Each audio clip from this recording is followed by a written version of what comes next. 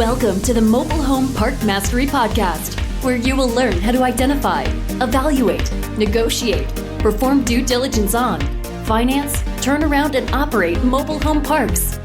And now, here is your host, the fifth largest mobile home park owner in the United States, Frank Rolfe.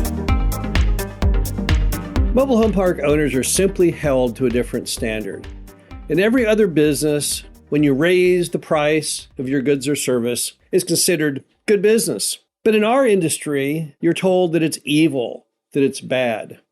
I've had many interviews with many publications over the last 30 years. And the craziest ones are the ones who ask me, why do you raise rents? Why can't you lower rents? Well, it's kind of an insane question when you're trying to run a business, because the hallmark of good business is that you set your rates appropriately. And the problem is, as a mobile home park owner, we're often taking on properties that have never had their rent ever set to market levels. And as a result, as an owner, you have to raise them. This is Frank Rolfe, the Mobile Home Park Mastery Podcast. We're going to talk about the hallmarks of doing a proper and correct and successful rent increase. Now, why do we have to raise rents? Why can't we just leave rents the same for the next 100 years? That's what mom and pop did sometimes. When you look at their books, we've bought properties from moms and pops who haven't raised their rents in 10 years, 20 years. So why can't we just go on with that? Well, if you read that weekly review of news articles that I write anymore that you can get on MHU.com, you'll see a very common article is on mobile home parks closing down. It is the most frequent item that I review.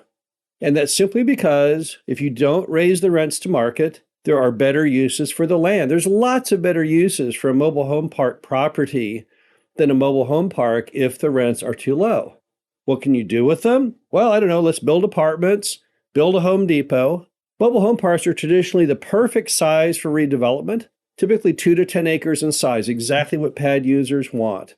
They're typically in really good locations because they weren't built since 1970, so the whole city has grown around them. And they also have really good road frontage. And most importantly, cities hate their guts. So if you want to get a mobile home park zoned into any zoning known to man, you know the city's going to give it to you in order to get the thing torn down.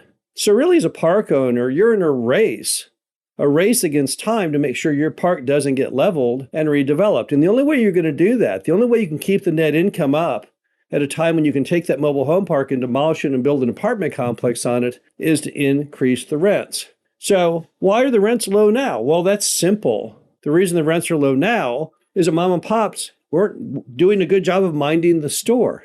Instead of increasing the rents a little every year in line with inflation, they held off for years and years and years. So the lot rent in the U.S. today, the average lot rent is 1/2 of what it was in today's dollars when the parks were built. That's just not tenable. We live at a time where mobile home park rents average $300 a month, when the average apartment rent is now over $2,000 per month. And the average single family home is over $400,000. This can't go on anymore. And it's not going to go on anymore. As mom and pops are replaced with new, professional, more institutional owners, they're going to raise the rents up to market levels.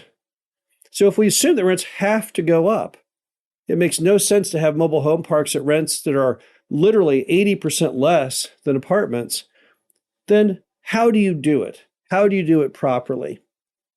Well, the first thing you want to do to start the mechanics of raising your rent is figure out where you fit with your contemporaries. So you want to do what's called rent comping. You want to comp all the other parks. You want to find out what their rent is, what utilities are provided. And you also want to get a glimpse of where you fit in the spectrum of quality. From the worst park with gravel roads down by the river under the bridge to the nicest REIT property. Where do you fit in that spectrum? And if you make a list off Google of every park in your market, and you studiously call each one and ask them, hey, how much is your rent and what utilities does it include? And you then look at them on Street View and Google Earth, you will pretty soon see where you fit in that spectrum. So the first question is, where should you be? What should your rent be?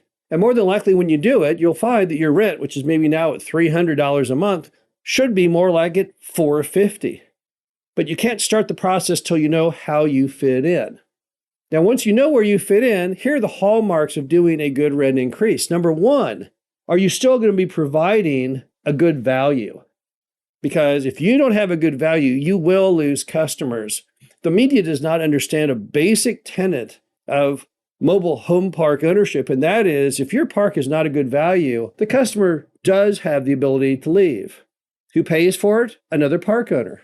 If I go to another mobile home park down the street or across town and say, hey, I hate the park I live in, would you move me to your park? They'll say, sure, we will. I'll move you for free. We do hundreds of those every year. They're called organic moves. That's how customers are able to police good value from bad value. It's not that they pay the cost of the move. If they had to, they could never come up with $5,000 or $7,000 or whatever it costs, but a park owner sure can. And based on prevailing rents, it's somewhere between a 1 and 2 year return on investment. So if you don't stay in line with your value, if you don't respect your position in the market, then you're going to lose customers. So the first hallmark is you still have to be a really good value. The next is you don't want to break any laws. Some states have rent controls. Some states have regulations of how fast you can raise rent. Even if they don't have rent controls, they still have some ability to manipulate the system on how fast you can raise it. So you have to make sure that whatever you do, you've researched. Talk to your state mobile home association. Do the research yourself. Don't do it until you know for a fact exactly what you are or are not allowed to do in that state. Also, if you exceed where you fit in, and particularly if you exceed the rent that everyone else has in the market, if you're the highest in that market, but you don't belong there, you're $50 a month higher than a REIT and you don't have any of the amenities of that REIT, it's really not going to help you much. Because down the road, when you go to get an appraisal for a refinance or a sale, the appraiser is going to say, wait a minute here, these rents don't work. I'm not going to use those in my appraisal because these simply aren't fair. They're not right. So you can't really fool anyone. Going super high with your rents will work for you, but only under the assumption that you're not going to later try and sell or refinance, because then it's not going to work for you at all. Another hallmark of a good rent increase is that you don't have a lot of negative coverage, because none of us as park owners want to be in the media. We don't want anyone pointing the finger, publicly shaming us. It's just bad for business. Just like a restaurant. You wouldn't want to have a bunch of people in the paper saying, oh, that restaurant, its prices are absurd. It's not worth it. It's a bad value. That's not a very good thing. A hallmark of a really good rent increase, in fact, is one in which you lose nobody. That's the goal. And the way you lose nobody is because it's still a good value. I've given the example millions of times to people to understand the difference between price and value. Going down the highway, late at night, last exit, 2 hotels, Tiki Motor Court, Holiday Inn Express, Tiki Motor Court, $20 a night, Holiday Inn Express, $100 a night. Which do you stay at? No one ever says the Tiki Motor Court. I don't know who stays at those horrible roadside hotels you see. Everyone always goes for the Holiday Inn Express. Why? Safety, security, cleanliness. Stay at the Tiki, you might get bed bugs, might get shot. Don't know what's going on. Holiday Inn Express, that's where you want to stay. And of course, the Holiday Inn Express costs 5 times more. So that means all of us humans, we must not just do things based on price point. There must be more to it than that, and there is, and that's called value. As long as you maintain rent increases that keep your value in line with your contemporaries, and most importantly, in line with the customer, you can raise your rents even significantly and lose no one. But the one part that is not a hallmark of a rent increase that some people think should be, but is not, is that you then win a popularity contest. You will never have your residents ever like paying more rent. They'll tolerate it because it's a good value, but they're not going to be happy about it. So if you're trying to just please the residents, then you can't raise rents. Your rents will have to remain whatever they are today till the end of time. In some cases, mom and pop made that mental choice. They decided not to raise their rents for one simple reason. They didn't want the tenants to hate them. Those tenants are their friends. It's who they hang out with. You know, I've all seen the Lucy show, right? Where the Mertzes, the landlord, hang out with Lucy and Ricky Ricardo. That doesn't happen in the real world. It shouldn't happen with you as a park owner. You should set your rents not based on popularity, but based on what's right and what's a good value. But don't be looking when you raise your rents for people to come running out of their homes saying, oh, thank you so much for raising them. It's not going to work. Also remember that in every mobile home park, there's always those 1 or 2 people that complain about everything. It doesn't matter what you do. If you gave every tenant $1 million, they'd say, how come you only gave me $1 million? I wanted more. How come I didn't get $2 million? They're impossible to please. If you read those articles in the paper, it's really sad. The people who write articles and produce TV shows and stuff, you ever notice they always just go by one person? Mobile home park might have 100 customers in it, and the whole article is geared towards one person who says, I can't afford to live here anymore because they raised the rent $10.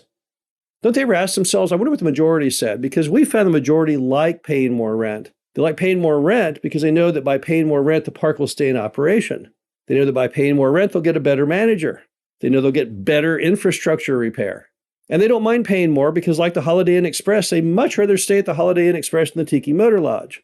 But you'll always have at least one person in every mobile home park who wants that Tiki Motor Lodge. To them, value is meaningless. All that matters is price point. Price point is king. But that does not reflect in any way the other 99% of the park's population. So again, raise your rents. Don't keep your rent static. As American prices go up, it's completely inappropriate for you to be the only business that does not. But at the same time, do it with a focus on value. Don't lose anyone with your raise by keeping your park in line with where you fit in that spectrum. And you'll have no problems maintaining your rents at market levels. This is Frank Rolfe, the Mobile Home Park Mastery Podcast. Hope you enjoyed this. Talk to you again soon. Thank you for listening to the Mobile Home Park Mastery Podcast. Be sure to visit us at mhpmastery.com to subscribe to the show, read our show transcriptions, and access all of our great information on mobile home park investing.